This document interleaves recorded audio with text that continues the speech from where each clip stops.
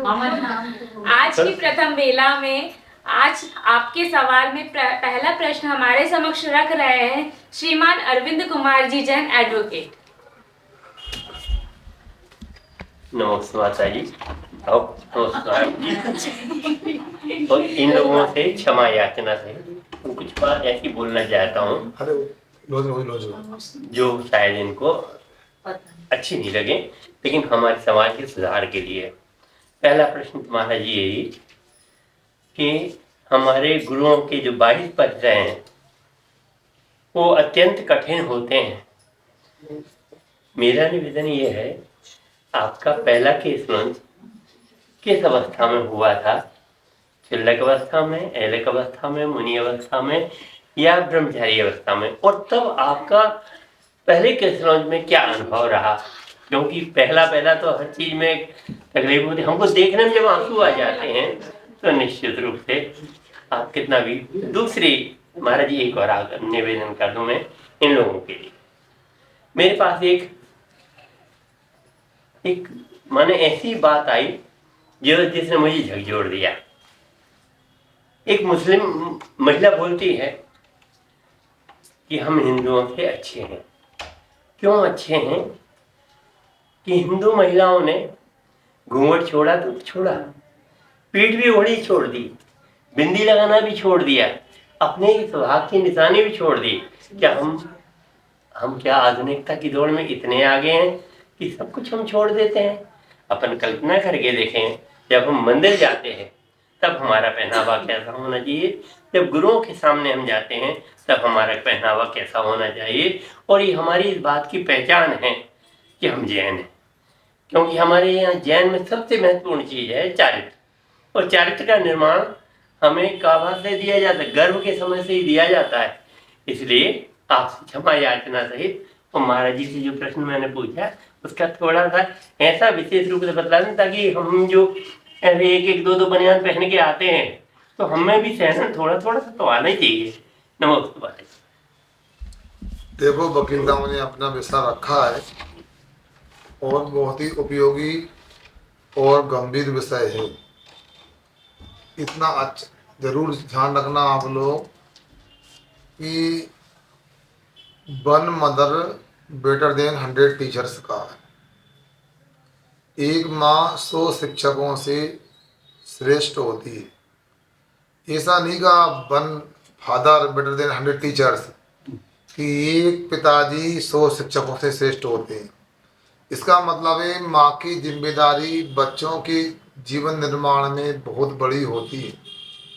जैसा माँ करती है वैसा ही बच्चे करते हैं। और सर्वाधिक संपर्क माँ का ही बच्चों से होता है। इसलिए इसमें शक नहीं है। उन लोगों क्या जिनकी चर्चा इन्होंने की है, इस्लाम को पालन करने वाले लोग हैं, तो उनके यहाँ जो पहले चलता था आज भी वो चलता है। उनकी नाक भी नहीं दिखती है, हाथ की उंगली भी नहीं दिखती है। और हम लोगों की स्थिति बन गई है कि हम नई नई नकल करते जा रहे हैं।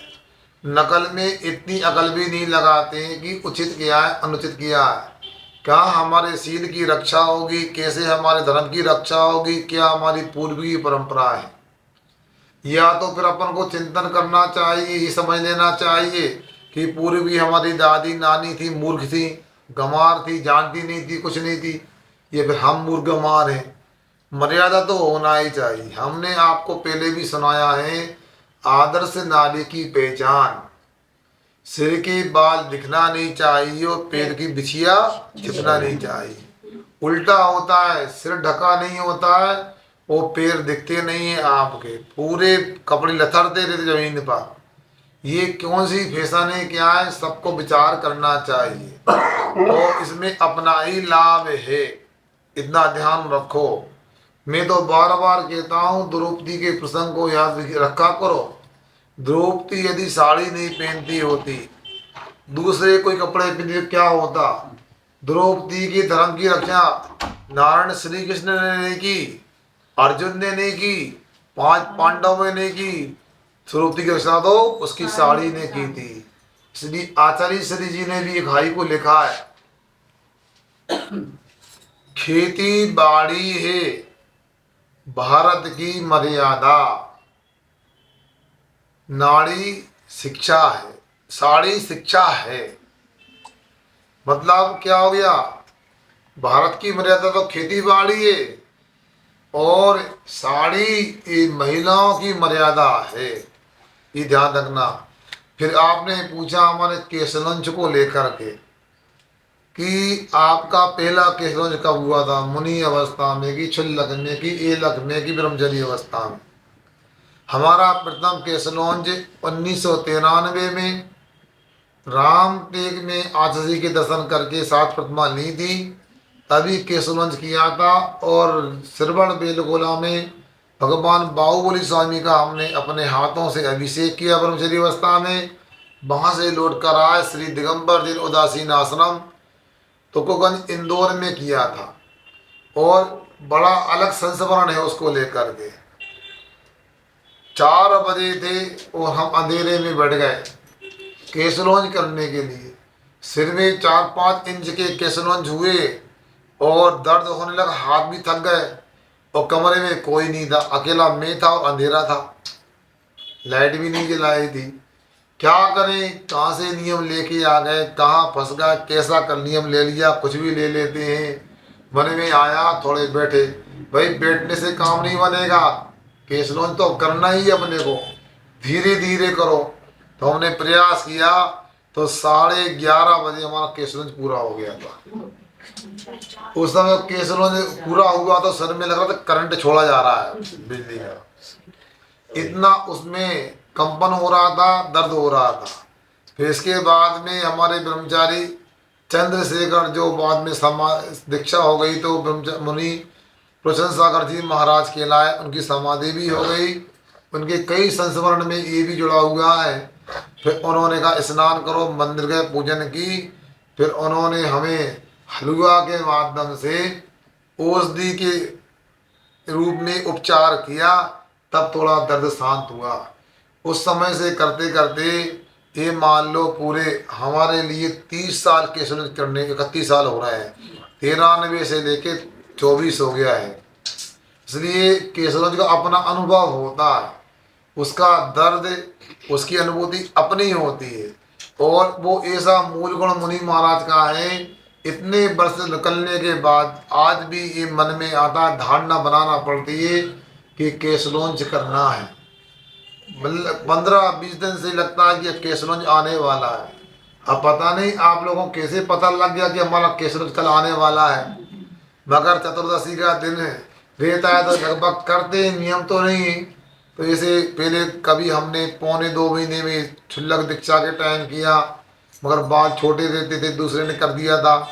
मगर 2 महीने में किए, 2.25 में, 2.5 में, 2.25 में, 3 में, 3.25, 3.5, 4.25, 4 महीने तक एक बार सिर में कट लग गया था, तार लग गया था फेंसिंग वाला।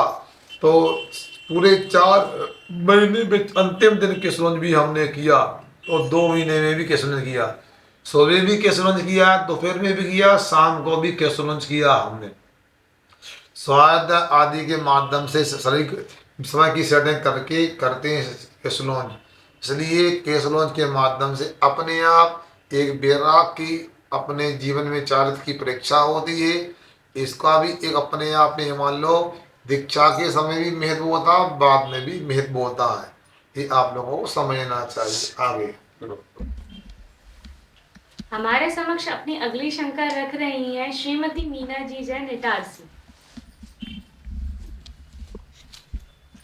नमस्ते महाराज जी।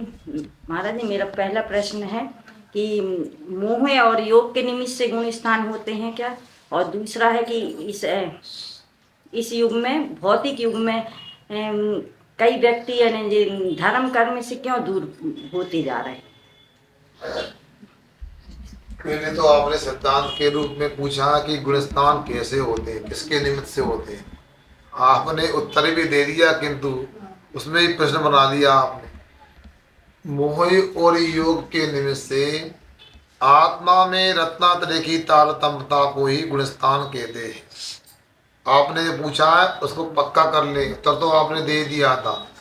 मोह और निमित्त योग के निमित्त से होते हैं। ये परिभाषा यदि आपको कठिन लगती है तो मैं सामान्य से बोलता हूँ, आत्मा के गुणों की तारतम्यता को गुण स्थान कहते हैं, सीधा सा अर्थ है। और आगे आपने पूछा इस भौतिक युग भौतिक में युग में लोग, युवा लोग या लोग धर्म से दूर क्यों होते, ऐसा नहीं है। एकांत से जो जिनका होना अच्छा, आज भी युवा पढ़े लिखे उच्च शिक्षित लोग भी धर्म में आ गए।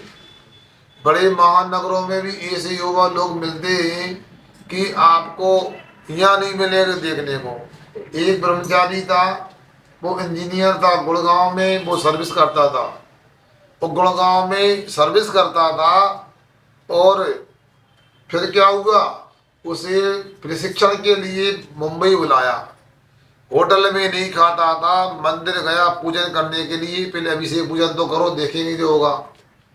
उसने पूछा लोगों से, भाई मैं गुड़गांव से आया हूँ, जबलपुर का रहने वाला हूँ, मेरे भोजन के लिए कोई व्यवस्था हो सकती है? मैं बाजार का नहीं खाता हूँ, मैं शुद्धि का भोजन करता हूँ। तो बॉम्बे में मंदिर में एक व्यक्ति वहाँ पूजन कर रहे थे, उन्होंने कहा भैया कहाँ से आए, क्या घर चलो, हमारी माँ 7 प्रतिमाधारी है, वहाँ भोजन करती, शुद्धि का भोजन होता है। तो उस परिवार में जाकर के उन्होंने देखा कि माँ तो 7 प्रतिमाधारी है, बेटा IAS अधिकारी है, वहाँ महाराष्ट्र विधानसभा में सेक्रेटरी है। और उस व्यक्ति ने घर पे लेकर, तो ब्रह्मचारी ने सुनाया उनके यहाँ पूरे चौके में चांदी के बर्तन थे, स्टील के बर्तन देखने को नहीं मिल रहे थे, बताओ। और इतना संपन्न परिवार था। भोजन कराया और कराने के बाद पूछती है दादी, सुनो बेटा शाम को क्या लोगे? तो उसे मना कर दिया, नहीं शाम को नहीं खाना। फिर एकासन करते हो क्या? एकासन तो नहीं करता हूँ। फिर शाम को क्यों नहीं आओगे? अब परेशान की बात नहीं, आना पड़ेगा तो हमारे लिए। और उन्होंने 10 दिन भोजन कराया दोनों समय ब्रह्मचारी को। जब वो आने लगा तो कहा दादी हम चले जाएंगे, क्षमा चाहते हैं, आपने बहुत सेवा की, आपको कष्ट दिया। अरे कष्ट क्या दिया? हाँ ऐसा नहीं जाना, मिल के जाना। अपने बेटे से कपड़े मंगाए और कपड़े मंगा करके जो देने लगी, तिलक करने लगी, लिफाफा देने लगी, तो वो बोलते हैं कि देखो आपने इतनी सेवा की, ऐसा नहीं करो, मैं तो नौकरी करता हूँ ब्रह्मचारी, तो क्या हुआ? और उसने मना किया तो माँ और बेटे क्या बोलते, सुनो, सुनने लायक बात, भैया जी हम आपको ये कपड़े पहनने को नहीं दे रहे, सुनो ये कपड़े पहनने को नहीं दे रहा, हमारी तो नियत यह है ये कपड़े पहनो और पहनते ही आपकी दीक्षा हो जाए, उतर जाए कपड़े। बता इसलिए ऐसा नहीं समझता कि लोग धर्मात्मा नहीं है। बहुत सारे, एक लड़का था, सुनो, वो गुड़गांव में 16 लाख के पैकेज वाली नौकरी करता था, मगर समस्या ये थी कि उसके लिए अभिषेक पूजन उपलब्ध नहीं होता था, बड़ा परेशान था। उसने सर्च किया, पुणे में उसके लिए 9 लाख का पैकेज वाली नौकरी मिली। उसने 16 लाख का पैकेज छोड़ के 9 लाख की नौकरी कर ली, क्योंकि अभिषेक पूजन हो रहा है। अब आप कहते हो कि युवा लोग धर्म से दूर होते जा रहे हैं।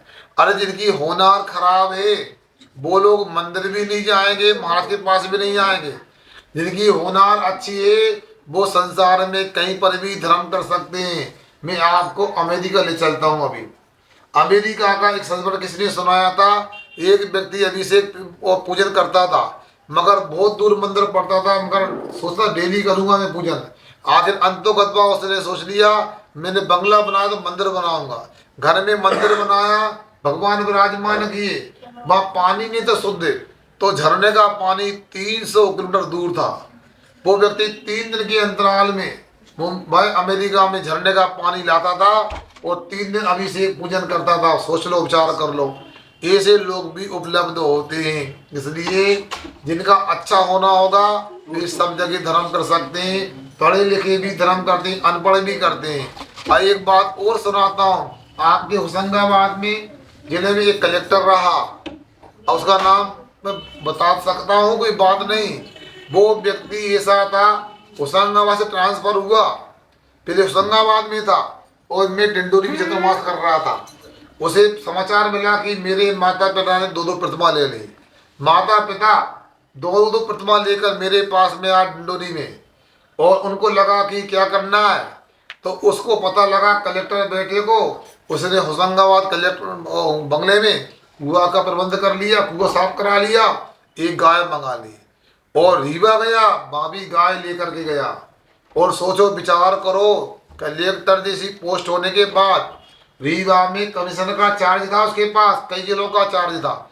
वो व्यक्ति मेरे पास 10 लक्षण में कटनी आया, और कटनी में कैसे आया, शाम को उसने 4 बजे एक आसन किया और कटनी में आके अभिषेक पूजन किया और उपवास किया, उपवास में ही अपनी ड्यूटी पर पूरा रीवा पहुंच गया। युवा लोग ऐसे भी होते, आज वो दिल्ली में। इसलिए आप लोगों से कहना चाहता हूँ कि अपने परिवार के बच्चों को ये उदाहरण दिया करो। सोचो, कहते हैं अनपढ़ गंवार लोग करते हैं, IAS अधिकारी, कलेक्टर होने के बाद, कमिश्नर होने के बाद ऐसे लोग भी मिलते हैं। एक मेरे पास में IAS अधिकारी हो रहा था, मेरा चतुर्मास 2006 में साहेबपुर सागर जिले में हुआ था। तो वहाँ आया तो मेरा दीक्षा दिवस था, वो आया बैठा रहा और अब मंच पे गया तो बोला महाराज जी सागर में मेरी ड्यूटी लगी हुई है, दंगा हो गया किसी कारण से, धार्मिक विवाद हो गया, जल्दी आना है। तो मैंने कहा कब निकलना है, कि मुझे भाई भाई निकलना है, निकल जा रहा। तब तक बैठा रहा, फिर समाचार पहुंचता मंच पे, महाराज जी कब तक वचन होगा। मैंने कहा तुम निकलना, निकल जाओ, गवर्नमेंट ड्यूटी तुम्हारी है। और अभी छोटे महाराज जी बोल रहे हैं, मेरा पता नहीं कब बोलूँगा मैं, 4 भी बज सकते हैं। तो वो पता नहीं मन में क्या बोलता, नहीं नहीं अब जो होगा देखा जाएगा, मैं तो आपके प्रवचन सुन के ही जाऊंगा।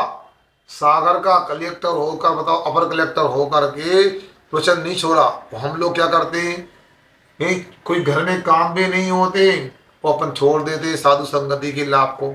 इसलिए आपने जो बात बताई कि युवा लोगों में धर्म नहीं है, धर्म से पीछे होते हैं, ऐसा नहीं। जिनका तीव्र कर्म का होता है, चतुर्थ काल में भी पीछे रहते थे और पंचम काल में भी आगे रहते हैं। पुराण ग्रंथों में ऐसा उदाहरण भी आता है कि वो नाती को नेमिनाथ भगवान के संवत्सर बैराग हो गया, वो अपने दादाजी के पास जाता है, मुझे बैराग हो गया, अपने पिताजी से बोलता क्षमा करना मैं दीक्षा लेने जा रहा हूँ। दादाजी कहते बेटा अभी तुम्हारे खाने खेलने के दिन है, हम तो तुम्हारे विवाह का सोच रहे थे और तुम दीक्षा लेने जा रहे हो। वो कहता जिनको संसार का स्तंभ बनना हो बनो, मैं तो चला और जाकर भगवान नेमिनाथ स्वामी क्या दीक्षा ले ली, केवल ज्ञान हो गया और दूसरी या तीसरी टोक से गिरनार से मोक्ष चले गए। उनका नाम था प्रद्युम्न कुमार। मेरे पास है, वो प्रेरणादायक है। अपनी अगली शंका हमारे समक्ष रख रही है श्रीमती ज्योति जी जैन इटारसी। नमस्ते महर्षि। महाराष्ट्री नेमिनाथ बालक नेमिनाथ का जन्म तो शौरीपुर में हुआ था, लेकिन ऐसा क्या काल का दोष था जो उन्हें शौरीपुर छोड़ के द्वारका जाना पड़ा? देखो ऐसा रहता है, हमारे जो तीर्थंकर हुए हैं वे सब तीर्थंकर क्षत्रिय हुए हैं और क्षत्रिय लोगों का स्थान निश्चित नहीं होता है। राजनीति की अपेक्षा से, कोई परोपकार की अपेक्षा से ये तो क्षेत्र से क्षेत्र होता रहता है। अब कुछ कर्म का योग भी ऐसा होता, व्यक्ति कहीं जन्म लेता, कहीं अपना जीवन यापन करता, अंत में कहीं होता है। और बाकी जो कारण है आप पुराण ग्रंथ से ताजा कर लेना। अपनी अगली शंका हमारे समक्ष रख रही है श्रीमती शोभा रानी जी जैन इटारसी। नमस्ते महाराज जी। महाराज जी मेरा प्रश्न है कि बाह्य व्यक्ति अंतिम तप में आता है कि? ये तो पूछने की बात ही नहीं है, क्योंकि हमारे यहाँ इच्छा निवृत्त तपा का है। इच्छा को रोकने का नाम तप होता है। तप 2 प्रकार के होते हैं, 6 बहिरंग और 6 अंतरंग होते हैं। और बहिरंग तप आप जानते हैं, उपवास, इसको अनशन क्या है, अब मोदरी, इसको अनोदर बोलते हैं, रस परित्याग, प्रतिप्रिय संज्ञान, काय क्लेश, व्युत सही आसन। इसके बाद में अंतरंग तप में प्रायश्चित, विनय, भैया व्रत, स्वाध्याय, व्युत्सर्ग को ध्यान आता है। भैया व्रत को भी अंतरंग तप में रखा है। कोई याद रखो, सुरो उपवास आदि करने में तो भोजन का त्याग करना पड़ता है, थोड़ी परेशानी होती है। नमक आदि का त्याग कर देते, रस परित्याग, तो अंदर गुटका नहीं जाता, लाभ गुटका मतलब वो नहीं, निकला नहीं जाता। हाँ सुनो, मगर भैया व्रत में कुछ नहीं करना होता, बल्कि मैं तो कहता हूँ 2 रोटी ज्यादा खाओ, सुनो थोड़ा मीठा ज्यादा खाओ, अच्छे से तैयार होके आओ, अच्छी मालिश करो, सेवा करो साधु संतों की, तो आपका खाना पीना भी नहीं छूटा और अंतरंग तप हो गया। बहिरंग तप तो अंतरंग तप की वृद्धि के लिए हुआ करते हैं। वो अंतरंग तप के माध्यम से सीधी संबर और निजरा होती है। इसलिए भैया अंतरंग तप होता है। जिन्होंने मजबूत शरीर को प्राप्त किया बाहुबली की तरह, भीम की तरह, इन्होंने पूर्व में साधु संतों की भैया व्रत किए, इसका परिपाक होता है। इसलिए भैया व्रत अंतरंग 6 तपों में बड़ा महत्वपूर्ण तप होता है। और भैया व्रत का मतलब ये नहीं होता कि पैर दबाना अकेला, पैर भी दबाते हैं, मगर जो भी सेवा सुश्रा प्रत्यक्ष परोक्ष में करते हैं सब भैया व्रत के अंतर्गत आता है। समदवत स्वामी ने तो भैया व्रत को और बड़ा विस्तार दिया है। भगवान की अभिषेक पूजन की क्रिया भी भैया व्रत में आता है, कि भगवान की भैया व्रत होती है। चारों प्रकार के दान भी भैया व्रत में आते हैं। इसलिए सब लोगों को भैया व्रत जैसे अनुष्ठान को कभी छोड़ना नहीं चाहिए, बड़े उपयोग के साथ उत्साह से करना चाहिए। आगे आगे। अपनी अगली शंका हमारे समक्ष रख रही हैं कुमारी आद्या जैन इटारसी। नमस्ते महाराज जी, अतिशय क्षेत्र और सिद्ध क्षेत्र में क्या अंतर है? बेटा आपने अतिशय सिद्ध क्षेत्र को लेकर पूछा है, कुछ प्रश्न हमने बीच बीच में आपको बताया है। अतिशय क्षेत्र तो वह होता है जहाँ देव देवियों के द्वारा विशेष प्रकार की भक्ति की महिमा दिखाई जाती है, विशेष प्रकार का वहाँ चमत्कार आदि व्यक्त किया जाता है, वो अतिशय क्षेत्र कहलाते। किंतु जहाँ भव्य आत्माओं ने अपने संपूर्ण कर्मों का नाश करके सिद्धालय को प्राप्त किया है, सिद्धावस्था को प्राप्त किया है, ऐसे क्षेत्रों को सिद्ध क्षेत्र कहते हैं। इनके अलावा भी कल्याणक क्षेत्र भी हमारे यहाँ होते हैं, जिनके यहाँ भगवान के गर्भ आदि पंच कल्याणक हुए हैं या 1-2 आदि कल्याणक हुए हैं। इस प्रकार इन क्षेत्रों के माध्यम से अपने को आत्म कल्याण करने की ऊर्जा प्राप्त होती है। अपनी अगली शंका हमारे समक्ष रख रहे हैं श्रीमान राजेश जी जैन इटारसी। नमस्ते महाराज जी।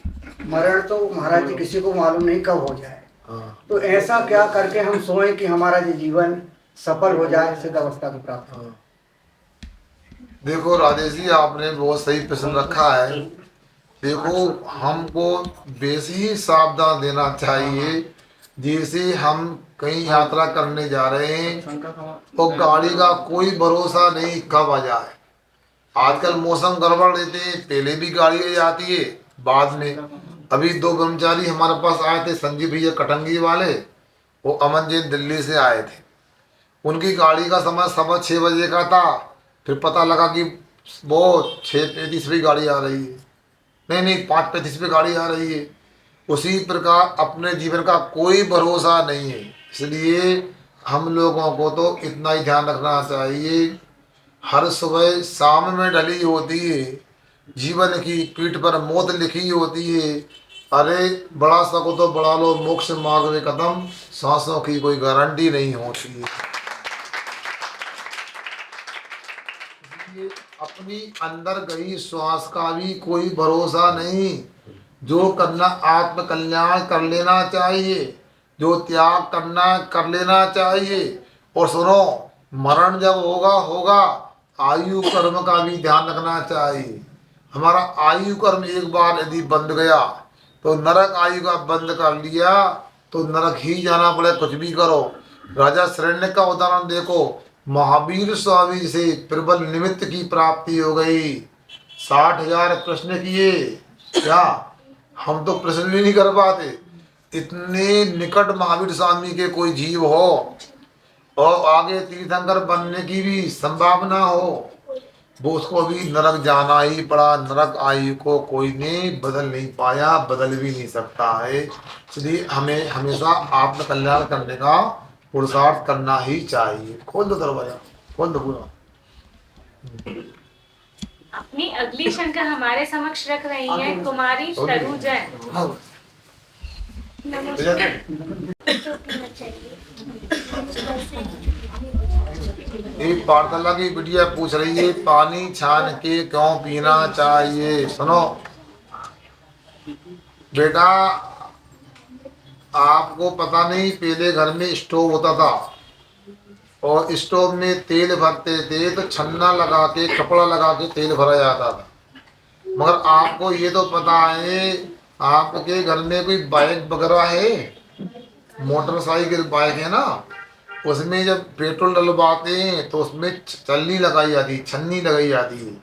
क्यों? यदि मान लो कचरा वगैरह पेट्रोल के साथ चल लगा इंजन में तो कार्बोरेटर आदि में कचरा फंस जाएगा, गाड़ी बंद हो जाएगी, यात्रा अधूरी रह जाएगी, परेशानी हो जाएगी। फिर उसमें अनेक तार डाले जाएंगे, पिन लगाया जाएगा। उसी प्रकार से ये मशीन है, इसमें बिना छना पानी डालेंगे और कचरा यदि उसमें फंस गया तो हमको भी डॉक्टर साहब पिन लगाएंगे। लगती है पिन? हाँ, लगी रहती है। इसलिए जिनको अस्वस्थ होने से बचना है, जिनको अहिंसा धर्म का पालन करना है, जीवों की हिंसा से बचना है, उनको नियम से छान के ही पानी पीना चाहिए। अन्यथा आप लोग ना समझदार कहलाएंगे, न वैज्ञानिक कहलाएंगे, न आप पढ़े लिखे अच्छे शब्द जीन कहलाएंगे। आप लोगों को ध्यान रखना चाहिए वैज्ञानिक कौन होता है। विज्ञान पढ़ने वाले बच्चों सुनो, जो पानी छान के पीता है, सूर्य अस्त होने के पहले भोजन कर लेता है, रोज भगवान के दर्शन करता है, हमारी जो सही मायने में वो ही वैज्ञानिक है जिसने विज्ञान को सही समझा है। कोई भी वैज्ञानिक कभी भी रात के भोजन करने को नहीं बोलेगा, अनछना पानी पीने को नहीं बोलेगा। ठीक। अपनी अगली शंका हमारे समक्ष रख रहे हैं श्रीमान सुधीर जी जैन इटारसी। नमस्ते महाराज जी। भक्तामृत स्रोत दोनों भाषाओं में है, संस्कृत और हिंदी में। यदि संस्कृत में कुछ कठिनाई है तो हिंदी पढ़ने में कुछ दिक्कत है क्या? देखो ऐसा रहता है, दिक्कत तो कहीं पर भी नहीं है। आपको जिसमें भाव अच्छा लगता है, समझ में आता है, उसी भाषा का अपने को अवलंबन लेना चाहिए। फिर भी ये याद रखो, हमारे आचार्यों ने जिस विशुद्धि के साथ में जिस भाषा का अवलंबन लिया है, जो उनके भाषा विशुद्धि के साथ में जो लिखा गया है, उसका अपना एक महत्व होता है, याद रखो। इसलिए यदि बन सके तो संस्कृत का भी कर सकते हैं। यूट्यूब में भी संस्कृत का हमने पाठ किया है संस्कृत में, तो आप उसको सुनो और उच्चारण करो तो सर्वोत्तम है। नहीं बनता है तो साथ में पुस्तक देखकर मिलाते जाओ, पढ़ते जाओ, उसमें आएगा भी, आपका आवाज़ भी आएगी। और यदि नहीं बनता तो हिंदी का भी मना नहीं है, हिंदी के पद्य रोज कई लोगों ने किए हैं, वो आप लोग पढ़ सकते हैं, उसमें कोई दिक्कत नहीं। भक्ति भगवान की भक्ति है, उससे कर्मों की निजरा होती है। अपनी अगली शंका हमारे समक्ष रख रही है श्रीमती संगीता जी जैन इटारसी। नमस्ते महाराज श्री। बदलता मौसम है तो महिला पाठशाला बहुत सारे लोगों, किसी को सर्दी खांसी हो रही, किसी को बुखार हो रहा, किसी का पेट दुख रहा, तो इस मौसम में आहार कैसा होना चाहिए? अच्छा, देखो हमेशा याद रखो, अपने भोजनालय को औषधालय यदि बना लेते हो तो मैं समझता हूँ 90 नहीं 95% रोगों से बच सकते हो। ये हम लोगों की बड़ी नासमझी है। पढ़ाई लिखाई के समय में आजकल लोग ये समझते हैं पढ़ो लिखो और रुपया कमाओ, इसके अलावा कुछ भी नहीं आता। जो बच्चे बैठे ना, इनकी पढ़ाई लिखाई एक ही लक्ष्य को लेकर हो रही है कि बहुत बड़ा पैकेज मिलना चाहिए हमें, सुन रहे ना, बहुत बड़ी नौकरी चाहिए हमारे लिए। इन्होंने ये तो कभी सोचा भी नहीं कि हम स्वस्थ कैसे रहें, ये भी कुछ पढ़ लें। कोई बच्चे ने पढ़ा, बच्ची ने देखा सुना, कोई लेता नहीं स्वास्थ्य से, इतना ही लेना देना है, बीमार हो जाए डॉक्टर से दवाई ले लो खा लो। वो शुद्ध है अशुद्ध है, वो उसके साइड इफेक्ट्स होते हैं कि नहीं होते, कोई लेना देना नहीं है। मगर समझदार तो ये कि अपने भोजनालय को औषधालय बनाओ। याद रखो, यदि वर्तमान में ठंडी का समय है तो आपको ऐसा भोजन बनाना चाहिए जो अपने लिए कफ वर्धक ना हो या वात वर्धक ना हो। और आप लोगों को जो भारतीय भोजनशाला में मसाले होते हैं उनका भी अपने तरीके से उसका उपयोग करना चाहिए। दूसरी बात, भोजन को ठंडी के समय में बार बार गर्म करते हैं, ये गलत बात है। हमारे यहाँ अतिथि संविभाग में दूपक भी आता है। तो दूपक का मतलब होता है दुष्टु रूपेण पकवा दूपकवा, या तो आधा कच्चा आधा पक्का, ये भी दूपक हो गया। अथवा उसको बार बार गर्म करके पकाया, वो भी दूपक हो गया। दोनों ठीक नहीं है। हमें पता है आपके भोजनालय में जब सुबह की रोटी बच जाती है, दोबारा कढ़ैया रख के खरिया बना देते हैं, तल देते हैं, पोहा बना देते हैं। ये बिल्कुल उचित नहीं रहता है। दाल को सब्जी को बार बार गर्म करते हैं, ये भी ठीक। एक बार गर्म करो, फिर महाराज ठंडी हो जाए, ऐसे बर्तनों का प्रयोग करो जिसमें ठंडा ना हो। वजनदार बर्तन होते, दादी को पता है, पहले के बर्तन बहुत देर तक ठंडे रहते थे, तो गर्म होते तो ठंडे नहीं होते थे। दूसरा, ये गैस पर आप भोजन कर बनाते हो, ये भी ठीक नहीं। सिगड़ी पर चूल्हे पे बनाओगे तो अग्नि बहुत देर तक गर्म बनी रहती है, भोजन गर्म बना रहता है। और दूसरा, सिगड़ी जलाकर लोग क्या करते हैं, परात रख देते हैं, सभी दाल सब्जी को उसमें रखें पानी में, तो गर्म रहता है। इतना तो आप लोगों को होटल में सीख लेना चाहिए।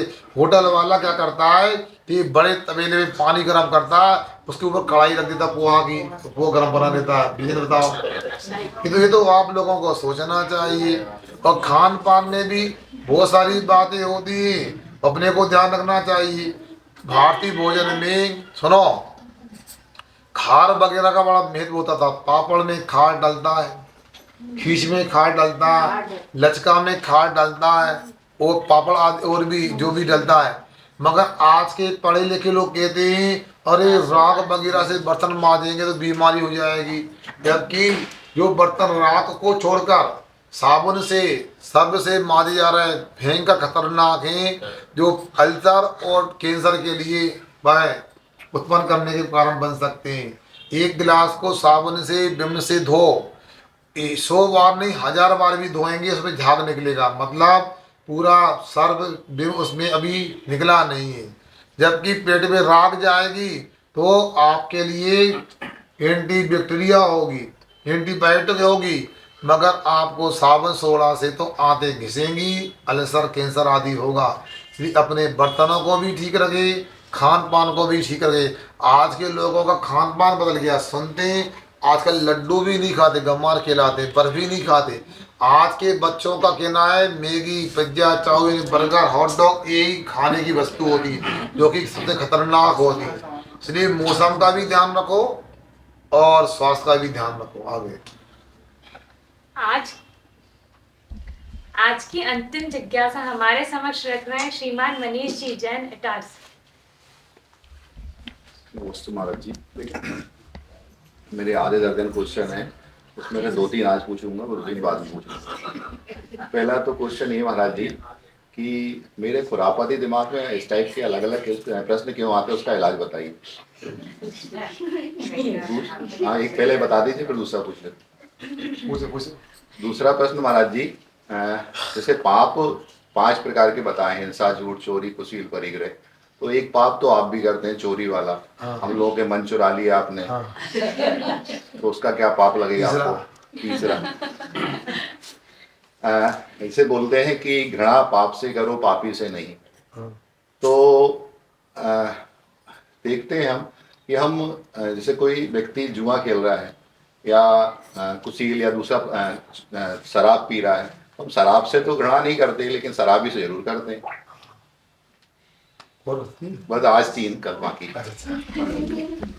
देखो, इन्होंने प्रश्न जो रखे हैं हमारे सामने, मेरा प्रश्न है कि दिमाग में प्रश्न क्यों आते हैं।